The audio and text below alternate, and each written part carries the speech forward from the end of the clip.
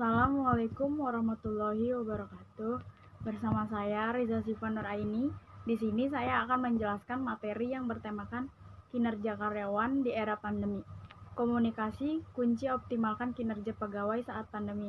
Perusahaan harus tetap menjalin hubungan erat dengan pegawai meskipun menerapkan aktivitas kerja dari rumah atau WFH.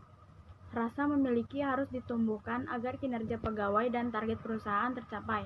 Meski tidak semua perusahaan menerapkan WFH, pandemi COVID-19 telah membuat perusahaan-perusahaan mengubah sistem kerjanya. Ada yang menerapkan WFH 100%, ada yang bergantian masuk ke kantor, atau hanya untuk divisi tertentu saja yang masuk.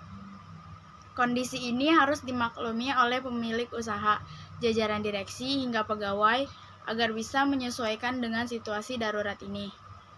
Lalu, ada beberapa cara untuk meningkatkan kinerja karyawan di saat pandemi. 1. Memberikan tujuan dan fungsi peran yang jelas. Perubahan posisi atau peran di tengah pandemi ini sangat mungkin terjadi. Untuk itu, berikanlah gambaran mengenai fungsi serta tujuan pada masing-masing peran di dalam tim Anda. Selain itu, hal yang tidak kalah penting ialah memastikan masing-masing tim Anda sudah berada di posisi yang sesuai dengan kemampuannya. 2. Memberikan training untuk mencapai tujuan perusahaan. Memberikan training atau pelatihan adalah hal penting yang perlu dilakukan untuk menyamakan visi dan misi antar karyawan. Selain itu, pelatihan diberikan supaya tim lebih siap dan mahir dalam melakukan pekerjaan di tengah pandemi saat ini. 3. Memberikan kepercayaan. Pembatasan jarak yang berlaku saat ini tidak jarang membuat kita sesekali harus bekerja melalui jarak jauh. Untuk itu, pentingnya kepercayaan terhadap tim yang bekerja perlu dibangun. Berikanlah kepercayaan penuh sambil tetap mengawasi kinerja tim dengan baik. 4.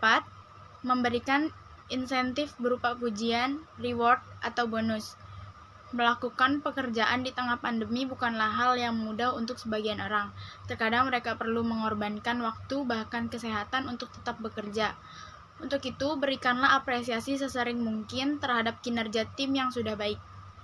5. Melakukan evaluasi secara berkala dan open terhadap masukan.